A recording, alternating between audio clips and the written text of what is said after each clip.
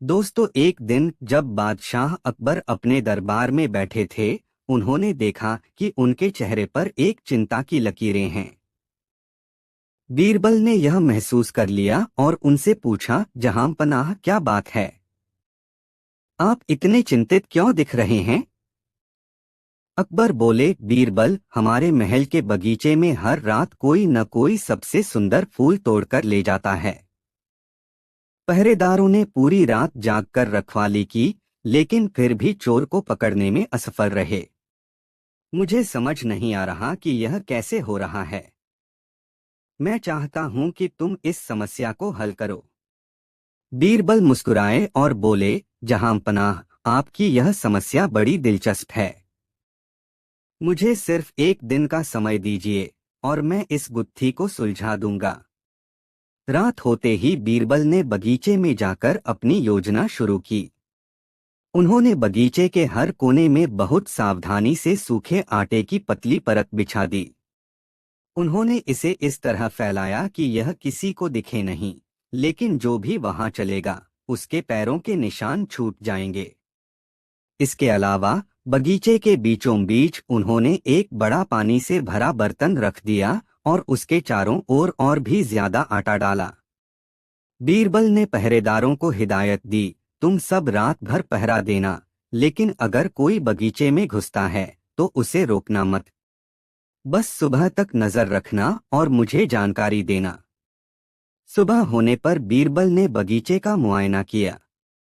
जैसा कि उन्होंने सोचा था, आटे में पैरों के निशान साफ साफ दिखाई दे रहे थे। निशान सीधा उस पानी के बर्तन तक जा रहे थे। बीरबल ने मुस्कुराते हुए कहा, जहांपनाह, चोर को पकड़ने का समय आ गया है। दरबार में सभी दरबारियों को बुलाया गया। बीरबल ने कहा, सभी दरबारियों को अपने पैर धोने के लिए पानी मंगवाना होगा। चोर के पैरों पर सफेद आटा चिपका होगा, जिससे सच्चाई सामने आ जाएगी। दरबारी एक एक करके अपने पैर धोने लगे। जैसे ही एक मंत्री के पैर धोए गए, उनके पैरों पर आटे के निशान साफ दिखने लगे। सभी दरबारी हैरान रह गए।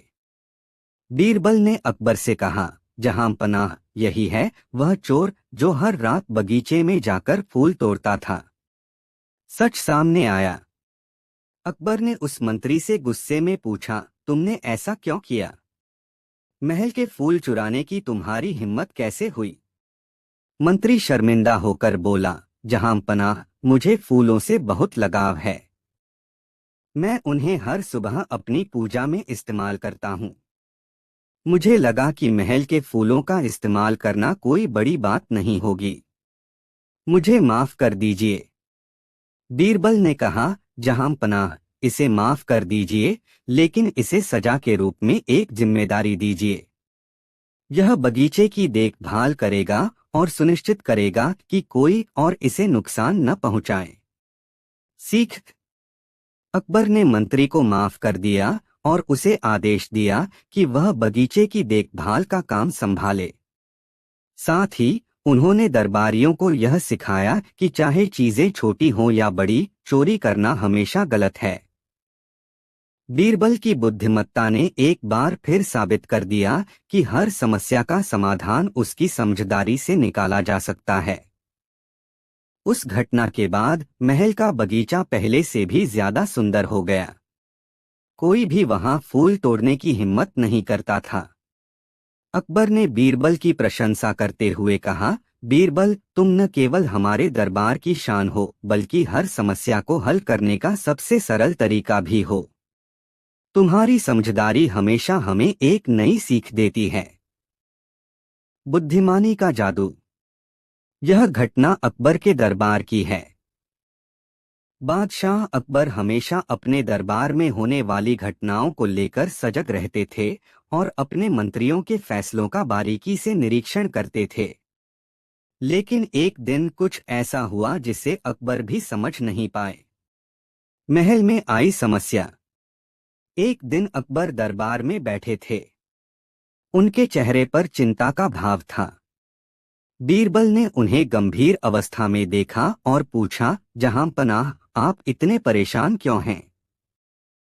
अकबर ने कहा, बीरबल, महल में कुछ अजीब हो रहा है। रात के समय हमारे महल के बगीचे में कोई अजनबी घुसकर हमारे सबसे सुंदर और कीमती फूल तोड़ लेता है। हम रात भर बगीचे में पहरा भी देते हैं, लेकिन कुछ समझ में नहीं आता। यह चोर हमारे बगीचे की शांति को भंग कर रहा है। बीरबल ने थोड़ी देर सोचा और फिर अकबर से कहा, जहां पनाह, चिंता न करें। मुझे इस समस्या का हल पता है, लेकिन इसके लिए मुझे एक दिन का समय चाहिए। अकबर ने बीरबल की ओर देखा और कहा, मैं जानता हूं कि तुम्हारी समझदारी पर मुझे भरोसा है। तुम इस समस्या का हल ढूंढ लाओगे। बीरबल की योजना। बीरबल ने अगले दिन महल के बगीचे का दौरा किया। बगीचे में सुंदर फूल खिले हुए थे, लेकिन वे सभी धीरे धीरे कम होते जा रहे थे। बीरबल ने सोच लिया कि इस बार चोर को पकड़ा जाएगा। वह महल के बगीचे में सूखा आटा लेकर गए और उसे पूरे बगीचे में बारीकी से बिछा दिया। इसके बाद उन्होंने एक बड़े बर्तन में पानी भरकर बगीचे के बीच में रख दिया। फिर उन्होंने पहरेदारों को निर्देश दिया कि वे पूरी रात बगीचे की निगरानी करें, लेकिन किसी को भी बिना बताए बगीचे में घुसने न दें। इस योजना के बाद बीरबल महल के भीतर चले गए। उन्हें उम्मीद थी कि उनका तरीका सफल होगा। अगली सुबह जब सूरज उगने वाला था, बीरबल फिर से बगीचे में पहुंचे। उन्होंने देखा कि आटे की परत में पैरों के निशान थे, और वह निशान बिल्कुल स्पष्ट थे। बीरबल ने ध्यान से देखा और पाया कि वे निशान बगीचे के बीच रखे पानी के बर्तन तक जा रहे थे। बीरबल मुस्कराए और फिर अकबर को दरबार में बुलाया। उन्होंने कहा, जहां पनाह, चोर की पहचान अब बहुत आसान है। मुझे बस दरबार में सभी लोगों को बुलाने की आवश्यकता है। अकबर ने सभी दरबारियों को बुलाया और बीरबल के साथ बगीचे में पहुंचे।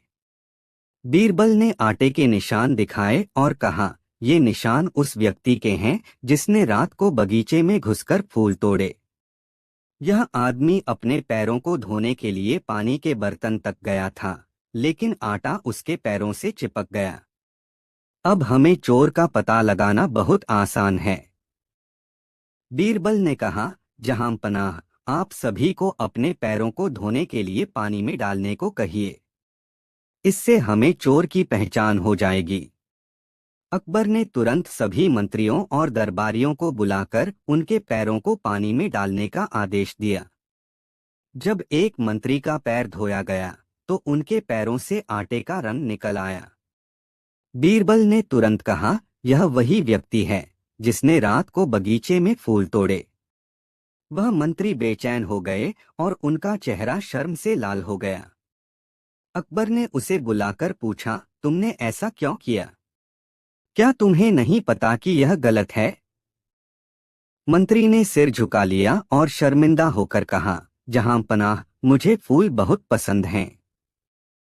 मैं उन्हें अपने घर ले जाकर पूजा के लिए इस्तेमाल करता था। मैंने यह सब बिना सोचे समझे किया।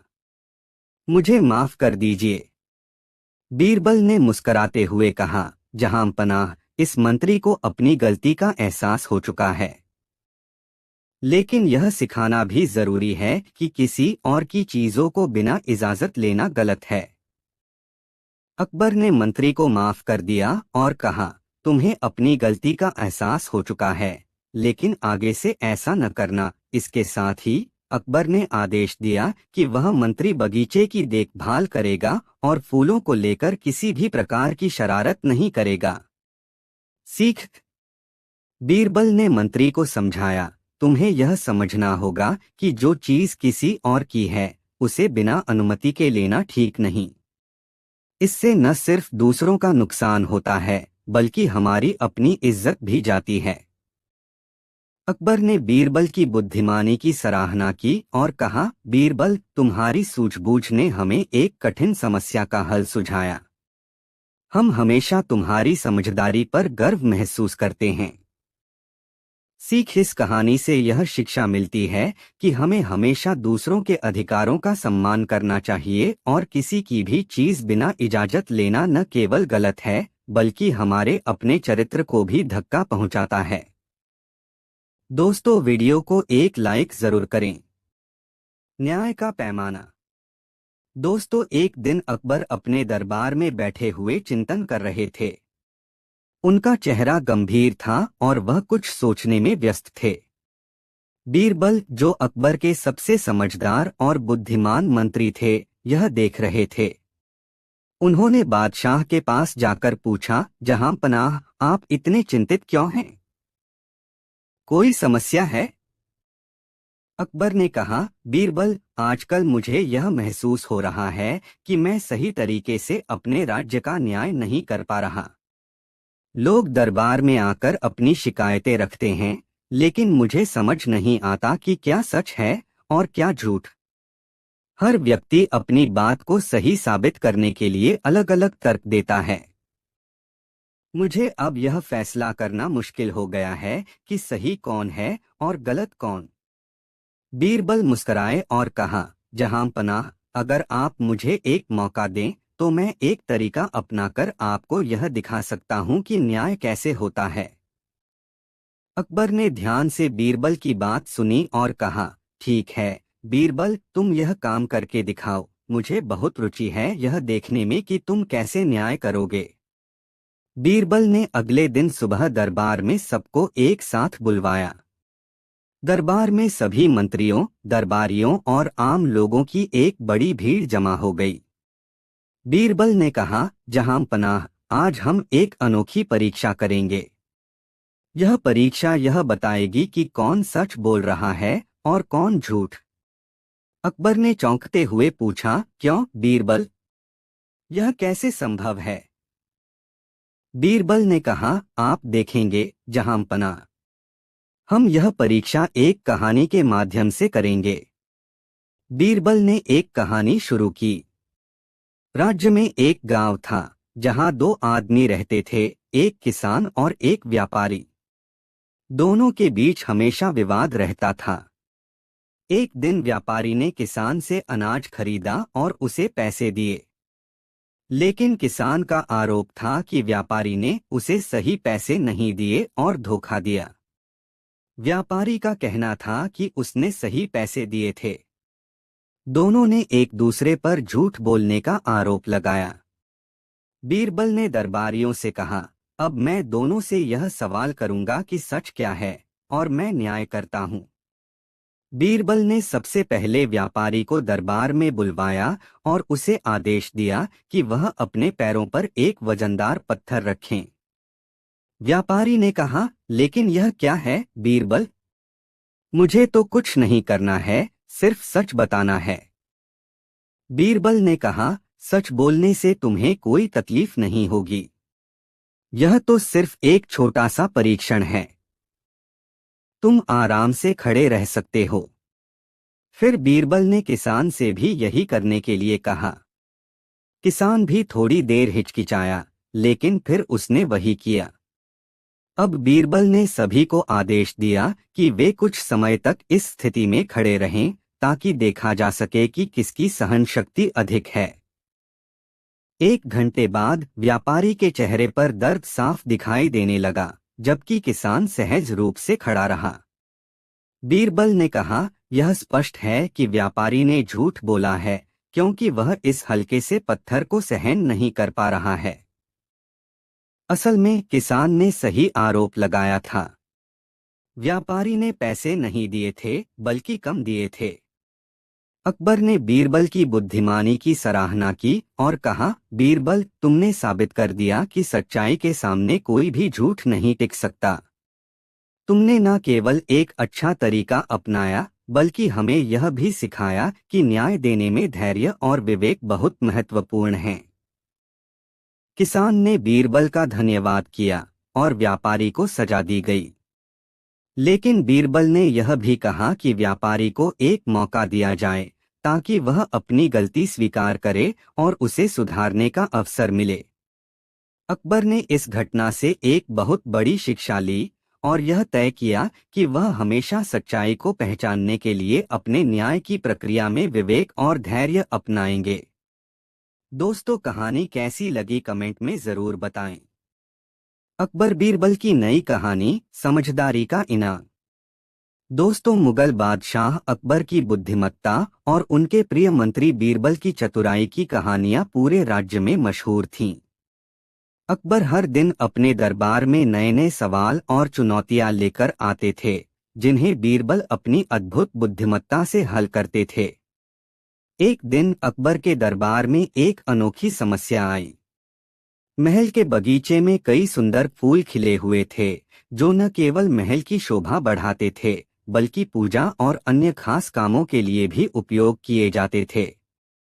लेकिन कुछ दिनों से रोज सुबह महल के माली यह शिकायत कर रहे थे कि रात को कोई बगीचे में आकर सबसे सुंदर फूल तोड़ लेता है। उन्होंने बगीचे की रखवाली करने की कोशिश की, लेकिन चोर को पकड़ने में नाकाम रहे। इस समस्या ने अकबर को परेशान कर दिया। उन्होंने पूरे दरबार के सामने कहा, यह हमारे महल की सुरक्षा पर सवाल उठाता है। अगर हम महल के अंदर ही चोर को नहीं पकड़ सकते, तो राज्य की जनता को कैसे भरोसा दिलाएंगे कि वे सुरक्षित हैं? अकबर ने अपनी नजर बीरबल पर डाली और कहा, बीरबल, यह जिम्मेदारी मैं तुम्हें देता हूँ। हमें यह पता लगाना है कि यह चोर कौन है और वह यह हरकत क्यों कर रहा है। बीरबल मुस्कुराए और बोले, जहांपनाह, मुझे एक दिन का समय दीजिए। मैं इस चोर का पता लगाकर आपकी समस्या का समाधान कर दूंगा। रात होने पर बीरबल बगीचे में गया। उन्होंने बगीचे का अच्छे से निरीक्षण किया और एक चतुर योजना बनाई। उन्होंने माली से कहा कि वह बगीचे के हर रास्ते पर और फूलों के पास सूखे आटे की पतली परत बिछा दे। आटे की परत इतनी हल्की थी कि वह नजर नहीं आती थी। इसके साथ ही बगीचे के बीच में एक बड़ा पानी से भरा बर्तन रखवा दिया। बीरबल ने पहरेदारों को सख्त हिदायत दी कि वे रात भर चौकसी करें, लेकिन किसी भी व्यक्ति को बगीचे में प्रवेश करने से न रोकें। पहरेदार बीरबल की योजना को पूरी तरह समझ नहीं पाए, लेकिन उन्होंने आदेश का पालन किया। अगले दिन सुबह बीरबल ने बादशाह अकबर और दरबार के अन्य दरबारियों को बगीचे में बुलाया। सभी यह जानने के लिए उत्सुक थे कि बीरबल ने चोर को कैसे पकड़ा। बीरबल ने सबसे पहले आटे की परत का निरीक्षण किया। उन्होंने देखा कि आटे में एक व्यक्ति के पैरों के निशान साफ दिखाई दे रहे थे। ये निशान बगीचे के फूलों से लेकर उस बर्तन तक जा रहे थे, जिसे उन्होंने पानी से भरवाया था। बीरबल ने मुस्कराते हुए कहा, जहांपनाह, अब चोर का पता लगाना बहुत आसान है। ये निशान हमें चोर तक ले जाएंगे।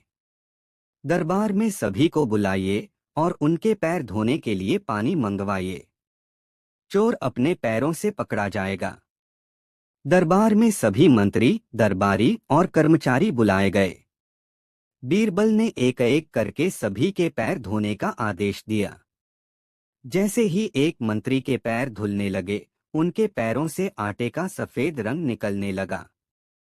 बीरबल ने घोषणा की, जहांपनाह, यही वह व्यक्ति है जो रात को बगीचे में जाकर फूल तोड़ता था। यह चोर है। अकबर ने मंत्री से कड़क आवाज में पूछा, तुमने यह हरकत क्यों की? मंत्री ने शर्म से सिर झुका लिया और बोला, जहांपनाह, मुझे फूल बहुत पसंद हैं। मैं इन्हें पूजा के लिए अपने घर ले जाता था। मुझे अपनी गलती का एहसास हो गया है। कृपया मुझे माफ कर दीजिए। बीरबल की बुद्धिमानी। बीरबल ने अकबर से कहा, जहांपनाह, यह व्यक्ति अपराधी है, लेकिन इसे सुधारने का मौका देना चाहिए। इसे यह समझना होगा कि दूसरों की चीजें चुराना गलत है। मैं सुझाव देता हूं कि इसे महल के बगीचे की देखभाल का काम सौंपा जाए। इससे इसे अपनी गलती सुधारने का अवसर मिलेगा। अकबर ने बीरबल के सुझाव को मान लिया। उन्होंने मंत्री को माफ कर दिया, लेकिन उसे आदेश दिया कि वह हर दिन बगीचे की साफ सफाई और रखरखाव करे। सीख। इस घटना के बाद किसी ने महल के बगीचे को नुकसान पहुंचाने की हिम्मत नहीं की। अकबर ने बीरबल की बुद्धिमानी की एक बार फिर सराहना की और कहा, बीरबल, तुम्हारी चतुराई ने एक बार फिर साबित कर दिया कि इस राज्य का सबसे बड़ा खजाना तुम्हारी समझदारी है। दोस्तों, वीडियो को एक लाइक जरूर करें। बगीचे का रहस्य। दोस्तों, एक बार की बात है, बादशाह अकबर अपने महल के सुंदर बगीचे को लेकर बहुत परेशान थे। महल का बगीचा अपने दुर्लभ फूलों और खुशबुओं के लिए पूरे राज्य में प्रसिद्ध था। लेकिन कुछ दिनों से रोज रात कोई बगीचे के सबसे सुंदर फूल तोड़कर ले जा रहा था। बादशाह ने अपने पहरेदारों को तैनात किया, लेकिन चोर को पकड़ना असंभव लग रहा था। सुबह होते ही बगीचे में फूल गायब मिलते, लेकिन चोर का कोई सुराग नहीं मिलता। एक दिन दरबार में अकबर ने गुस्से में कहा, हमारा बगीचा हमारे राज्य का गौरव है। जो कोई इसे नुकसान पहुंचा रहा है, उसे सख्त सजा दी जाएगी। क्या यहाँ कोई ऐसा है जो इस चोर को पकड़ सके? सभी दरबारी चुपचाप खड़े थे। आखिरकार अकबर ने बीरबल की ओर देखा और कहा, बीरबल, तुम्हारी चतुराई पर मुझे भरोसा है। क्या तुम इस रहस्य का समाधान कर सकते हो? बीरबल ने मुस्कराते हुए कहा, जहांपनाह, इस समस्या को हल करने के लिए मुझे सिर्फ एक दिन का समय चाहिए। मैं चोर को पकड़ने का वादा करता हूँ। अकबर ने सहमति दे दी और बीरबल ने अपनी योजना तैयार करनी शुरू की। बीरबल की योजना। रात में जब सभी सोने चले गए, बीरबल ने बगीचे में जाकर अपना काम शुरू किया। उसने बगीचे की हर क्यारी के चारों ओर सूखे आटे की पतली परत बिछा दी। यह आटा इतना हल्का था कि अगर कोई वहां से गुजरेगा तो उसके पैरों के निशान आसानी से बन जाएंगे। इसके बाद बगीचे के बीच में एक बड़ा पानी से भरा घड़ा रखा। उसने पहरेदारों को आदेश दिया कि वे किसी भी व्यक्ति को रोके बिना रात भर बगीचे की निगरानी करें। अगली सुबह सूरज उगने से पहले ही बीरबल बगीचे में पहुंच गया। उसने आटे की परत का निरीक्षण किया और देखा कि किसी के पैरों के निशान बगीचे में बने हुए थे। ये निशान सीधे फूलों की क्यारी से होते हुए पानी के घड़े तक जा रहे थे। बीरबल मुस्कराया और तुरंत दरबार का रुख किया। बादशाह अकबर के सामने बीरबल ने कहा, जहांपनाह, चोर का पता लगाना अब मुश्किल नहीं है। हमें सिर्फ इतना करना है कि सभी दरबारियों के पैर धोने की व्यवस्था की जाए। बादशाह ने तुरंत आदेश दिया कि सभी दरबारियों को बुलाया जाए और उनके पैर धोए जाएं। जब दरबारियों के पैर धोए जाने लगे तो अचानक एक मंत्री के पैरों से सफेद आटे का रंग निकलने लगा। सभी हैरान रह गए। बीरबल ने मुस्कराते हुए कहा, जहांपनाह, यही वह व्यक्ति है जो हर रात बगीचे में जाकर फूल चुराता था। मंत्री की सच्चाई। अकबर ने गुस्से से मंत्री की ओर देखा और पूछा, तुमने ऐसा क्यों किया? मंत्री ने सिर झुकाकर कहा, जहांपनाह, मुझे फूलों से बहुत प्रेम है। मैं उन्हें अपने घर पूजा के लिए ले जाता था। मुझे लगा कि इससे किसी को नुकसान नहीं होगा, लेकिन मैंने सोचा भी नहीं था कि यह राज्य का अपमान होगा। मुझे क्षमा कर दीजिए। सीख। बीरबल ने कहा, जहांपनाह, इसने जो किया वह गलत था, लेकिन इसे सुधारने का मौका दिया जाना चाहिए।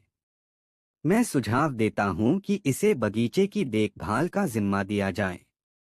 इससे यह महसूस करेगा कि फूलों की रक्षा करना कितना कठिन और महत्वपूर्ण है। अकबर ने सहमति जताई और मंत्री को माफ कर दिया। उसने उसे आदेश दिया कि वह महल के बगीचे का ध्यान रखे और सुनिश्चित करे कि भविष्य में कोई भी फूलों को नुकसान न पहुंचाए। इस घटना के बाद बगीचे के फूल सुरक्षित रहने लगे। मंत्री ने अपनी गलती से सबक लिया और बगीचे को पहले से भी अधिक सुंदर बना दिया। बादशाह अकबर ने एक बार फिर बीरबल की बुद्धिमानी और न्यायप्रियता की तारीफ की। और इस तरह बीरबल ने अपनी चतुराई से न केवल चोर को पकड़ा बल्कि एक नई सीख भी दी कि जिम्मेदारी और प्रेम का सही उपयोग कैसे किया जाए। समझदारी का इनाम। एक बार अकबर बादशाह ने दरबार में सभी मंत्रियों और दरबारियों को बुलाया।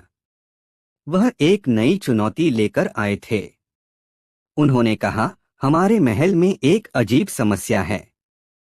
महल के बगीचे में हर रात कोई जाकर सबसे सुंदर फूल तोड़ लेता है। हमें यह जानना है कि चोर कौन है और वह यह क्यों कर रहा है। सभी दरबारी परेशान हो गए। महल के पहरेदारों ने कहा कि उन्होंने रात भर बगीचे की रखवाली की, लेकिन कुछ पता नहीं चला। बादशाह अकबर ने बीरबल की ओर देखा और कहा, बीरबल, तुम्हारी बुद्धिमानी पर मुझे पूरा भरोसा है। इस गुत्थी को सुलझाने का काम मैं तुम्हें सौंपता हूँ। बीरबल ने मुस्कुराते हुए सिर झुका दिया और कहा, जहांपनाह, मुझे सिर्फ एक दिन का समय दीजिए। मैं इस समस्या का समाधान निकाल दूंगा। रात होने पर बीरबल बगीचे में गया। उन्होंने बगीचे के सारे फूलों के चारों ओर सूखे आटे की पतली परत बिछा दी। साथ ही उन्होंने एक बड़ा बर्तन पानी से भरकर बगीचे के बीच में रख दिया। फिर उन्होंने पहरेदारों से कहा कि वे बिना किसी को रोके सुबह तक पहरा देते रहें। अगली सुबह बीरबल ने बादशाह अकबर और दरबारियों को बगीचे में बुलाया। उन्होंने आटे की परत का निरीक्षण किया। आटे में एक व्यक्ति के पैरों के निशान साफ दिख रहे थे। निशान पानी के बर्तन तक जा रहे थे। बीरबल ने मुस्कुराते हुए कहा, जहांपनाह, अब चोर को पकड़ना आसान है। दरबार में सभी को बुलाइए और उनके पैर धोने के लिए पानी मंगवाइए। दरबार में सभी को बुलाया गया। जैसे ही एक मंत्री के पैर धुलने लगे, उनके पैरों पर सफेद आटे का रंग निकल आया। बीरबल ने घोषणा की, यही चोर है। यह रात में बगीचे में गया और फूल तोड़कर पानी से अपने हाथ धोने की कोशिश की, लेकिन आटा उसके पैरों से चिपक गया। अकबर ने मंत्री से पूछा, तुमने ऐसा क्यों किया? मंत्री ने शर्मिंदा होकर कहा, जहांपनाह, मुझे फूल बहुत पसंद हैं। मैं उन्हें अपने घर ले जाकर पूजा के लिए इस्तेमाल करता था। मुझे माफ कर दीजिए। बीरबल ने कहा, जहांपनाह, इसे माफ कर दीजिए, लेकिन इसे यह सीखने का अवसर दीजिए कि दूसरों की चीजें चुराने का नतीजा अच्छा नहीं होता। अकबर ने मंत्री को माफ कर दिया, लेकिन उसे आदेश दिया कि वह महल के बगीचे की देखभाल का काम संभाले। सीख। इस घटना के बाद किसी ने महल के बगीचे में फूलों को हाथ नहीं लगाया।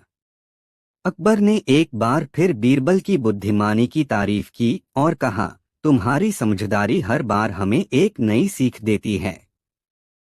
दोस्तों, वीडियो को एक लाइक जरूर करें। दोस्तों, एक दिन बादशाह अपने दरबार में बैठा था और 2 वर्षीय शाहजादा सलीम उसकी गोद में सानंद खेल रहा था।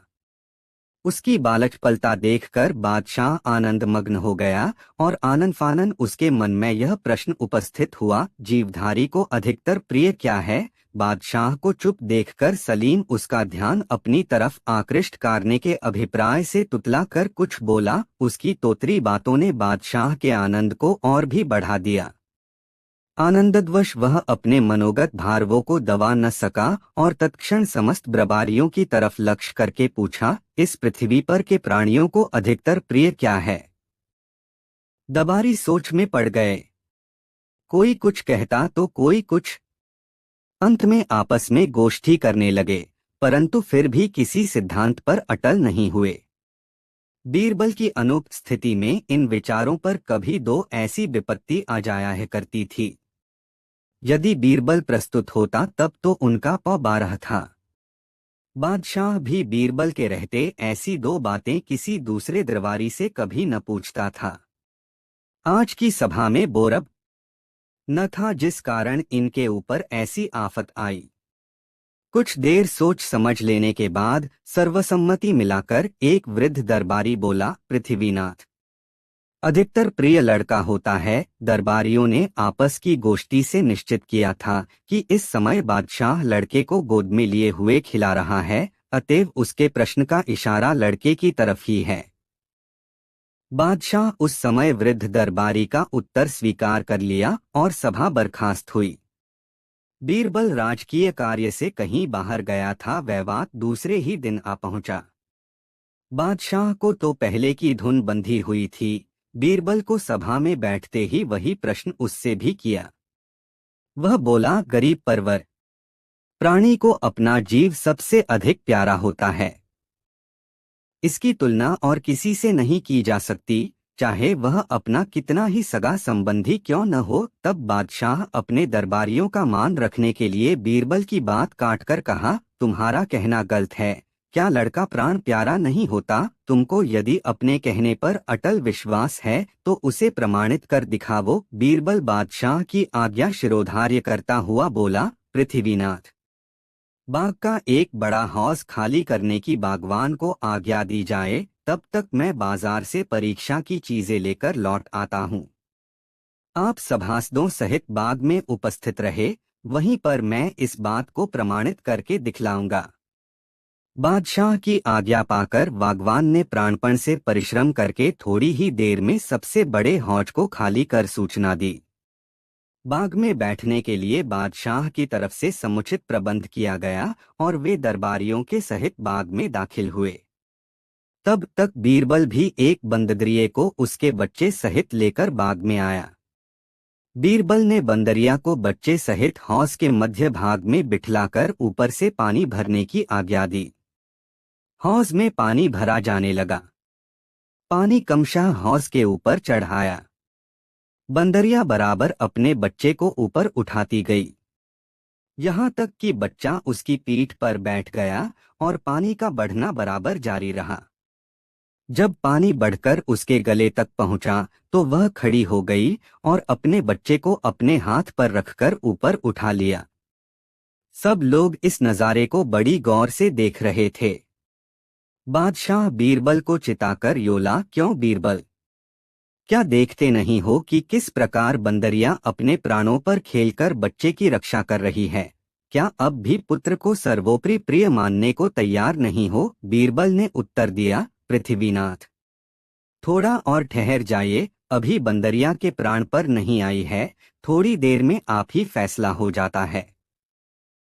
अभी बीरबल और बादशाह में उपरोक्त बातें हो रही थीं कि बरिये के मुख में पानी भरना शुरू हुआ।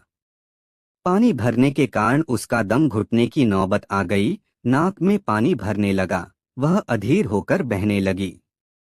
आखिरकार लाचार हो उसने बच्चे की ममता छोड़ दी और अपना प्राण बचाने के लिए एक नया उपाय निकाला। झट बच्चे को पानी में डुबाकर आप स्वयं उसके ऊपर खड़ी हो गई, इस प्रकार उसका मुंह पानी से ऊपर हो गया। बीरबल ने बादशाह को उसे दिखलाकर बागवान को पानी रोकने की आज्ञा दी।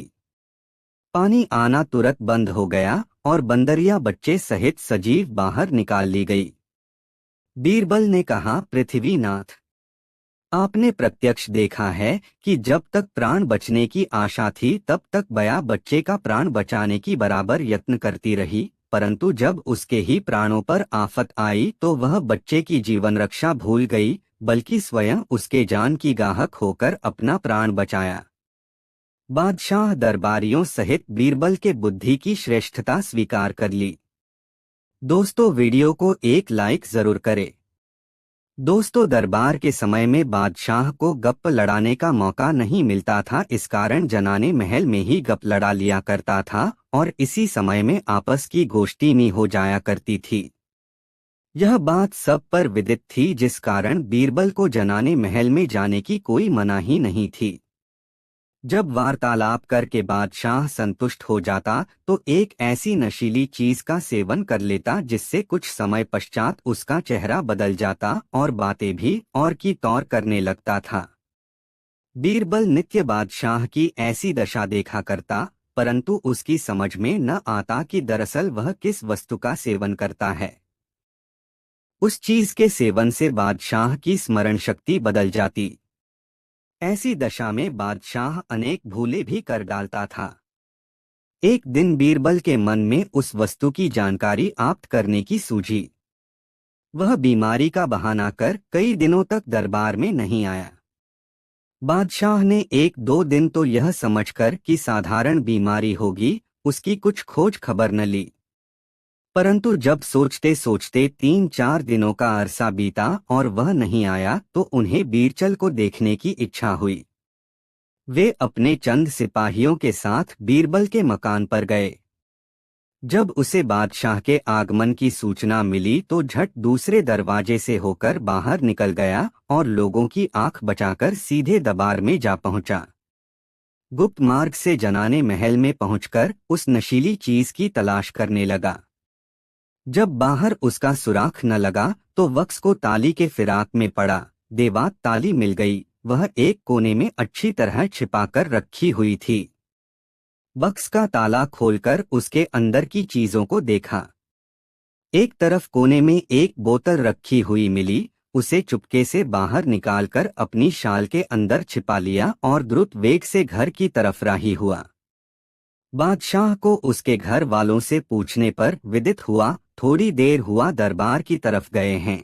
यह सुनकर उसको कुछ चिंता सी हुई और बीरबल के जाने का कारण जानने के लिए व्याकुल हो उठा। मन में सोचा, बिना किसी अनिवार्य कारण के बीरबल ऐसी दशा में नहीं जा सकता था। वह अपने साथियों सहित लौटने लगा। अभी 2-4 सीढ़ी ही उतर कर गया था कि सामने से बीरबल आता हुआ दिखाई पड़ा। बीरबल मन ही मन सोचता हुआ आ रहा था कि बादशाह के पूछने पर क्या उत्तर दूंगा। इसी बीच बादशाह की दृष्टि उस पर जो पड़ी और वह वहीं रुक गया। पास पहुंचकर बादशाह ने पूछा, तुम इस समय महल को तर क्यों गए थे और तुम्हारे बगल में यह क्या चीज है? बीरबल ने कहा, कुछ तो नहीं। फिर भी बादशाह का शक बही रहा क्योंकि उसकी आंख तले चदरे के भीतर से कोई चीज दिखाई पड़ रही थी। बादशाह ने दोबारा पूछा, बीरबल झूठा क्यों बोल रहा है? तुम्हारी आंख के भीतर कोई चीज अवश्य छिपी हुई है। बीरबल ने कहा, हाँ वह तोता है। बीरबल के ऐसे रूखे उत्तर से बादशाह को संतोष नहीं हुआ और क्रोधित होकर बोला, तुम्हें आज इतना मजाक क्या सूझी है? बीरबल अविलंब बोला, पृथ्वीनाथ अश्व है। बादशाह बड़ा हैरान हुआ और भौं चढ़ाकर कहा, मैं देखता हूँ कि आज तुम्हारा दिमाग आसमान पर चढ़ता जा रहा है। बीरबल ने कहा, नहीं नहीं, हाथी है। बादशाह ने कहा, क्या तुमने भांग तो नहीं खाई है? ठीक ठीक समझकर उत्तर दो। बीरबल कब चुप रहने वाला था, बोला, गधा है। गधा। बारंबार बीरबल के टालमटोल की बातें सुनकर बादशाह बहुत ही चिढ़ गया और पूछा, क्या आज तुम पर मृत्यु तो नहीं सवार हो गई है? आंख में की छिपी वस्तु का नाम ठीक ठीक क्यों नहीं बतलाते हो? इस बार बीरबल ने साफ बतला दिया, हुजूर शराब है। फिर अपनी बगल से बोतल निकालकर बादशाह के हवाले किया। बीरबल ऐसे धर्मपरायण ब्राह्मण के पास शराब की बोतल देखकर बादशाह को आश्चर्य हुआ और उसका कोप कुछ शांत हो गया। वह बीरबल को अपने साथ जनाने महल में लिया ले गया। वहां जाकर देखा तो उसके कमरे की सारी चीजें इधर उधर बिखरी पड़ी हैं, संदूक का ताला भी खुला हुआ है। बादशाह तुरंत ताड़ गया कि इसी को चुराने के लिए बीरबल अकेले में यहाँ आया था, परंतु फिर भी इतने ही से उसे शांति न मिली। उसने विचारा कि यह तो हुई यहाँ की बात, रास्ते में बीरबल अंटसंट क्यों बतलाता था। तब वह बोला, बीरबल मालूम होता है आज तुम कुछ नशा खा गए हो, नहीं तो ऐसी ऊटपटांग बातें कभी न करते। तुम्हारी आंख तले शराब की बोतल मौजूद थी, फिर भी तुमने उसे बैल, गधा आदि आदि कैसे बतलाया? बीरबल को अपना राज बादशाह पर खोलने का मौका मिल गया और उसे इस ढंग से प्रकट करना प्रारंभ किया, पृथ्वीनाथ न तो मैं नशा खाए हूँ और न मेरी बुद्धि ही भ्रष्ट हुई है। मैंने जो कुछ भी कहा है वह मेरे आंख तले थी। अच्छा हुजूर सुनिए, पहले पहल मैंने आपसे बतलाया था कि कुछ भी नहीं है। सो मद्यपान के प्रथम प्याले की बात थी, उस समय बात करने वाला कुछ भी नहीं देखता। दूसरी बार मेरी जबान पर तोते का नाम आपने सुना होगा। इसका अभिप्राय यह था कि दूसरा प्याला पी लेने पर मनुष्य तोते के समान बकने लगता है। फिर मैंने घोड़े का नाम लिया था। उसके मानी यह था कि तीसरा प्याला पी चुकने पर मद्यपी घोड़े के समान हिनहिनाना प्रारंभ कर देता है। चौथी बार हाथी बतलाया था। सो इस कारण कि चौथे प्याले के सेवन के पश्चात मद्यपी मस्त हाथी की तरह घूमना प्रारंभ करता है। पांचवीं बार गधा बना देता है। छठवें में मद्यपी नशे में गुप्त हो जाता है, यहाँ तक कि उसको अपने शरीर तक की भी सुधि बुध नहीं रहती। यही कारण था कि अंत में मैंने शराब का नाम लिया था।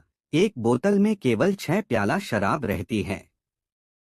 प्रत्येक प्याला सेवन के पश्चात मनुष्य की पृथक पृथक दशाएं हो जाती हैं।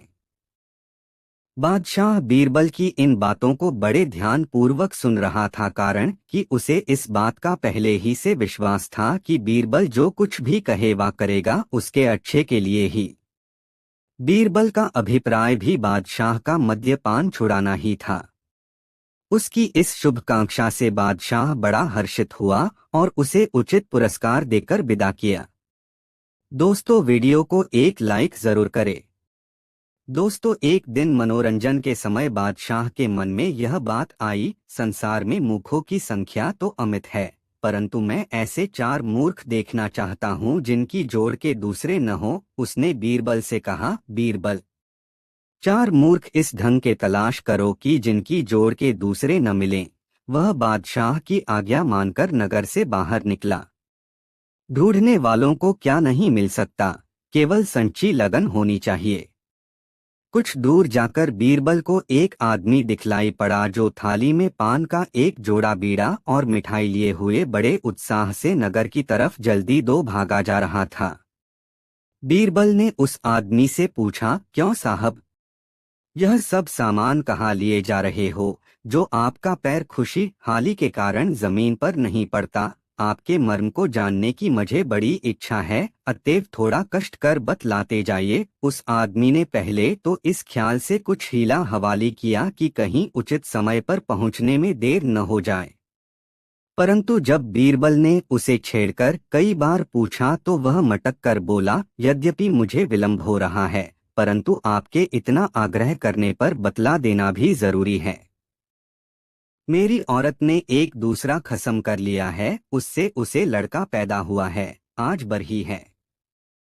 मैं उसी का बधावा लिए हुए न्योते में जा रहा हूँ। बीरबल ने उसे अपना नाम बतलाकर रोक लिया और बोला, तुझे मेरे साथ बादशाह के पास चलना पड़ेगा, जब मैं छुट्टी दूंगा तब जाना। वह बीरबल का नाम सुनकर डर गया और लाचार होकर उसके साथ हो लिया। वह उसको साथ में लेकर आगे बढ़ा। दैवयोग से रास्ते में एक घोड़ी सवार मिला।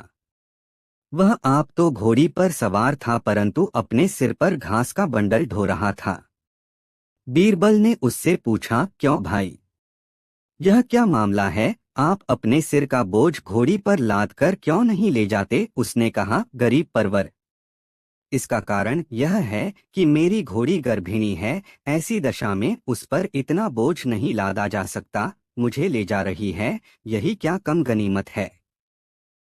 बीरबल इस घोड़ी सवार को भी अपने साथ ले लिया और दोनों को लिए दिए बादशाह के पास पहुंचा। तब बीरबल बोला, पृथ्वीनाथ, 4 मूर्ख आपके सामने उपस्थित हैं। बादशाह तो 2 को ही देख रहा था, अतएव बोला, तीसरा मूर्ख कहाँ है? बीरबल ने कहा, तीसरा नंबर हुजूर का है, जो आपको ऐसे 2 मुखों के देखने की इच्छा होती है। चौथा मूर्ख मैं हूँ जो उन्हें ढूंढकर आपके पास लाता हूँ। बादशाह को बीरबल के ऐसे उत्तर से बड़ी प्रसन्नता हुई और जब उन्हें उनकी मूर्खता का परिचय मिला तो खिलखिलाकर हंस पड़े। दोस्तों, एक बार आश्विन के महीने में बीरबल बीमार पड़ा, जिस कारण महीनों दरबार में नहीं आया। एक दिन बादशाह को उसे देखने की इच्छा हुई। वह 2 कर्मचारियों के साथ उसके मकान पर गया।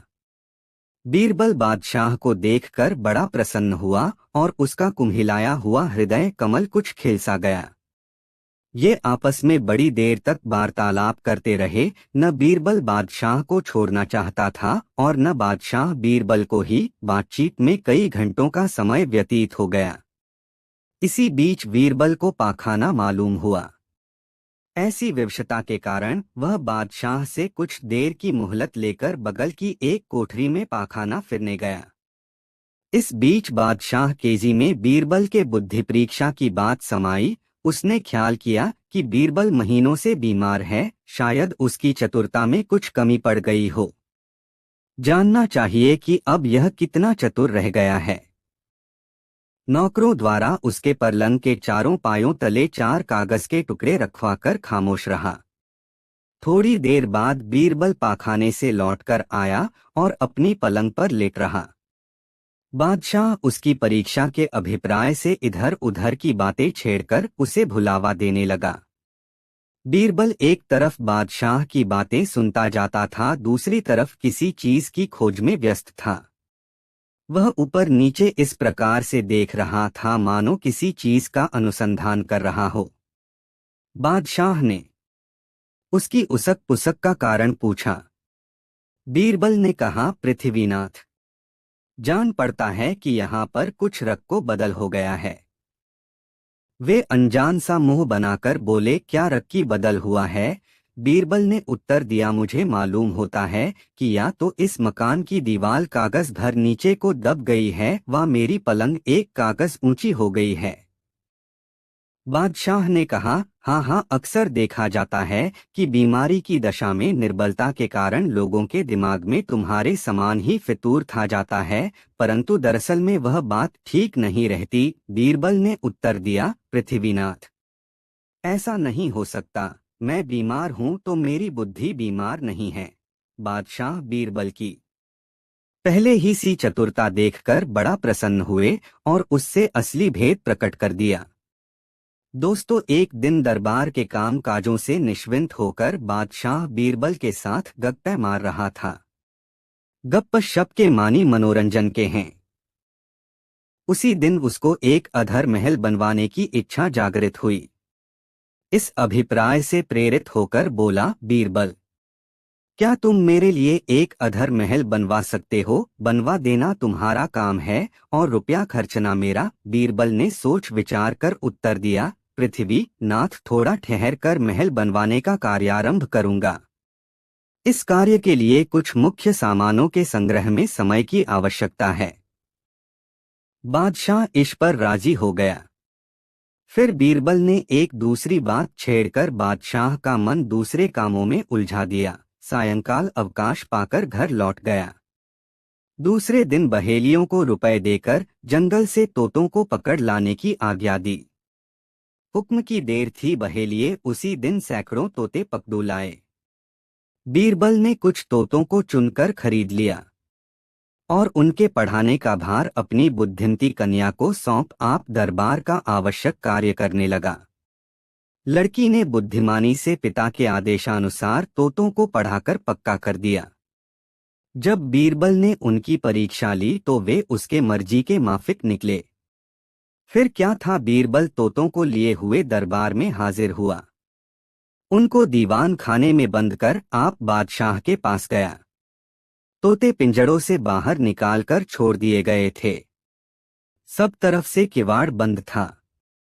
तोते भीतर ही भीतर अपनी शिक्षा के अनुसार अलग अलग राग अलाप रहे थे। बादशाह को सलाम कर बीरबल बोला, पृथ्वीनाथ, आपकी मर्जी के मुवाफिक अधर महल में काम लगवा दिया है। इस समय उसमें बहुतेरे पेशराज और मिस्त्री काम कर रहे हैं। आप चलकर मुआयना कर लें। बादशाह महल देखने की इच्छा से बीरबल के साथ हो लिया। जब चीरबल दीवान खाने के पास पहुंचा तो उसका किवाड़ खोलवा दिया। तोते बाहर निकलकर आकाश में उड़ते हुए चोलने लगे, ईंटा लाओ, चूना लावो, किवाड़ लाओ, चौखट तैयार करो, दीवार चुनो। इस प्रकार आकाश में तोतों ने खूब शोर गुल मचाया। तब बादशाह ने बीरबल से पूछा, क्यों बीरबल, ये तोते क्या कह रहे हैं? बीरबल अदब के साथ उत्तर दिया, हुजूर, आपका अधर महल तैयार हो रहा है, उसमें पेशराज और बढ़ी लोग लगे हुए हैं। सब सामान एकत्रित हो जाने पर महल बनना शुरू होगा। बीरबल की इस बुद्धिमानी पर बादशाह हर्षित हुआ और उसको बहुत सा धन देकर विदा किया। दोस्तों, कहानी कैसी लगी कमेंट में जरूर बताएं। दोस्तों, दिल्ली शहर के एक मोहल्ले में दो पड़ोसिनें बहुत दिनों से आबाद थीं, परंतु दोनों का स्वभाव भेद से उनकी पटरी नहीं खाती थी। उसमें एक तो गुणवती और सरल स्वभाव थी, परंतु दूसरी खोटी और कर्कशा थी। उनके मनमुटाव का यही खास कारण था। न वह उसकी विभूति को सहन करती और न वह उसकी। यहाँ तक कि कर्कशा हमेशा सरला की हंसी उड़ाया करती थी। जब वह किसी प्रकार भी सरला को न दबा सकी तो एक दिन उसने अपने लाडले पुत्र की हत्या कर चुपके से उस भलामानस के घर में छोड़ आई और आप स्वयं रोटी बिरलाव लाती हुई बादशाह के पास पहुंची। जब बीरबल ने उसके बच्चे के कत्ल का हाल सुना तो वह उस भलीमानस औरत को बुलवाया, जिस पर कि दुष्टा ने अपने पुत्र के मारने का अभियोग लगाया था। बीरबल की आज्ञा पर वह तुरंत हाजिर हुई और अपने को इस प्रकार आकस्मिक बुलाए जाने का कारण पूछा।